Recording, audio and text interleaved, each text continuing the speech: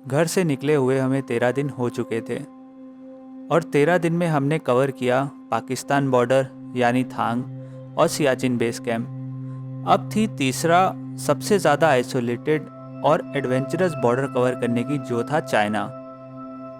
अभी तक के मेरे पूरे लद्दाख के ट्रैवल में मुझे सबसे डिफ़िकल्ट और सबसे एडवेंचरस ये रास्ता लगा सोलो ट्रैवल के लिए।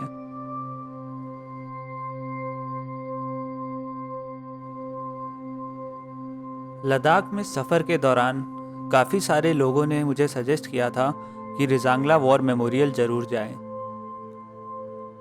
रिजांगला वॉर मेमोरियल 1962 की चाइना के साथ हुई वॉर के बारे में बताता है और यहाँ एक बार विजिट करके मैं आप सबको भी रिकमेंड करता हूँ, लद्दाख आए तो अपनी बकेट लिस्ट में रिजांगला वॉर मेमोरियल ज़रूर डाल लें।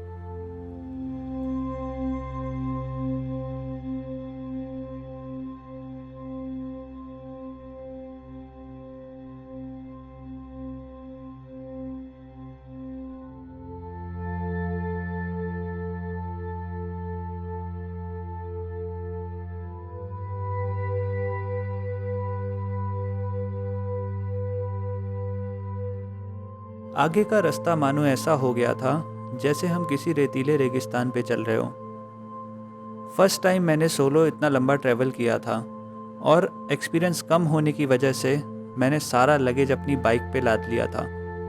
इतना लगेज होने की वजह से ट्रैवल में काफ़ी प्रॉब्लम हुई, जैसे कि अगर मैं इस रेगिस्तान में अपनी बाइक रोकूं तो बाइक वहीं पे धंस जाएगी और इतने हाई अल्टीट्यूड पे बाइक धंसने का मतलब है वहाँ से उतर के हमें खींचने में हमारी बॉडी पूरी एग्जॉस्ट हो जाएगी, क्योंकि यहाँ पे ऑक्सीजन बहुत कम है। जिस चीज़ का डर था थोड़ी देर में वही हुआ।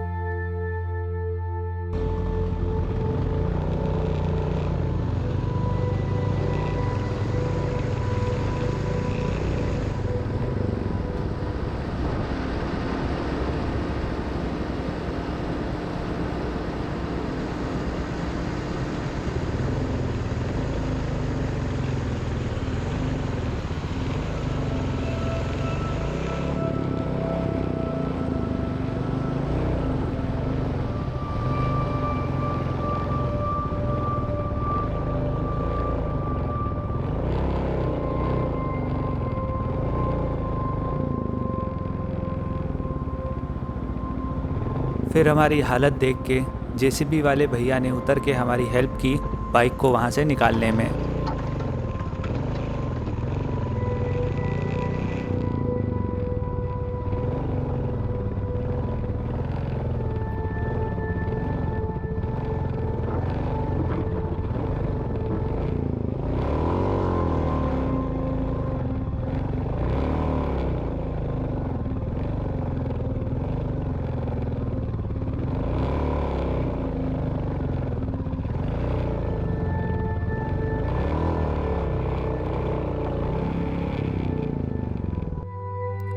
चाइना बॉर्डर की तरफ जाने वाला लास्ट विलेज हमारा लक्ष्य था धीमचोक।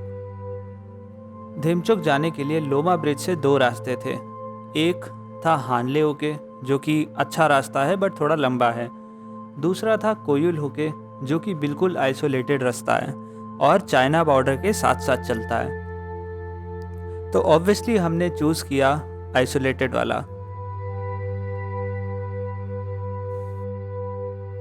अभी तक मैं धीमचोक जाने के लिए बहुत ज़्यादा एक्साइटेड था, पर अभी जब पीछे मैंने लोमा ब्रिज के एंट्री पोस्ट पे एंट्री करते समय मैंने डेस्टिनेशन में जब धीमचोक डाला तो आर्मी ऑफिसर ने बहुत वियर्ड सा लुक दिया। मैंने उनसे पूछा धीमचोक जाना सेफ तो है? तो उनका जवाब था, पिछले 2 महीने की पोस्टिंग में मैंने पहला टूरिस्ट देखा जो धीमचोक जाना चाहता है।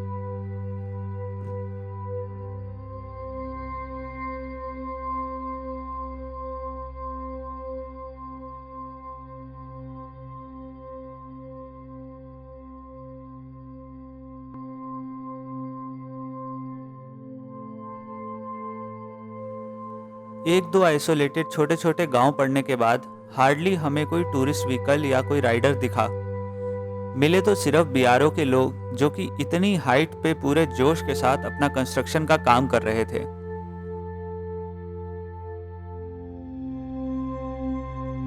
ये खूबसूरत और सुनसान रास्तों को देख के मुझे रॉबर्ट फ्रॉस्ट का एक कोट याद आ गया। Two roads diverged in a wood and I took the one less travelled by and that has made all the difference.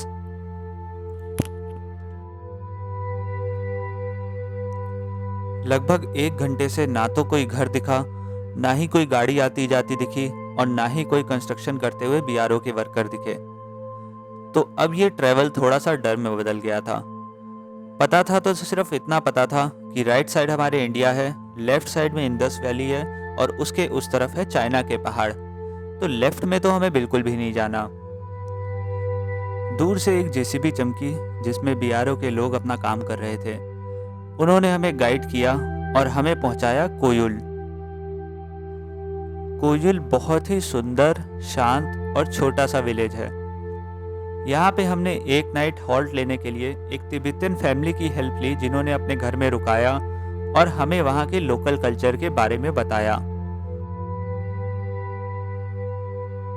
कुछ चीज़ें होती है जो आप कभी प्री प्लान नहीं कर सकते और बाद में जब आप पीछे मुड़ के देखते हैं तो आपको रियलाइज़ होता है वो सबसे ज़्यादा खूबसूरत पलों में से थी।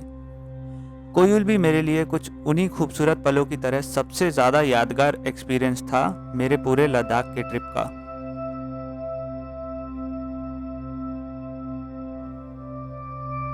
अगली सुबह बारिश रुकते ही हमने अपना आगे का सफ़र धेमचोक की ओर शुरू किया।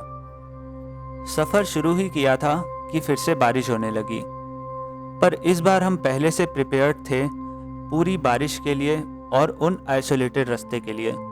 तो हमने अपना पूरा रेन कवर और अपना सारा लगेज ऑलरेडी कवर से ढक लिया था, इसीलिए हम बारिश में लगातार चलते रहे। अब यहाँ से हमें सिर्फ इन पहले गई हुई गाड़ियों के ट्रैक्स को फॉलो करते हुए चलते जाना था, क्योंकि ये सारी गाड़ियाँ सीधा धेमचोक की जाती है, क्योंकि यहाँ पे और कोई विलेज नहीं है। बस हमें डर था कि हम लेफ़्ट साइड ना जाए, क्योंकि लेफ़्ट साइड है चाइना और ये सारा नोमैड लैंड में आता है।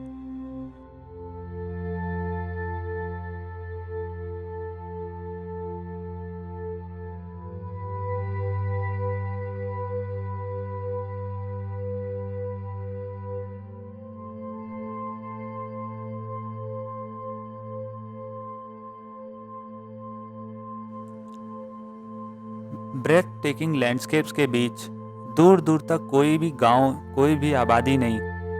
ऐसा लग रहा था कि मानो जैसे इस दुनिया में सिर्फ हम अकेले ही हो।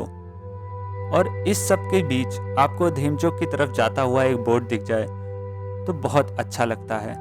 थोड़ा चल के दूर एक छोटा सा गांव चमक रहा था जिसका नाम था धेमचोक। और जल्दी से हमने आर्मी कैंप में एंट्री करी और वहाँ पे एंट्री करते ही उन्होंने हमारे सारे गोप्रो, मोबाइल्स वगैरह सब कुछ सिक्योरिटी रीजन से अंदर रखवा दिए।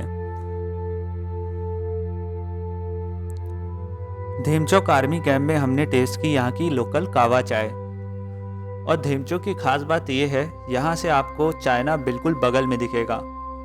चाइना की पोस्ट, चाइना के झंडे, चाइना के गांव सब यहाँ से बिल्कुल आप आराम से अपनी नेक्ड आई से देख सकते हो।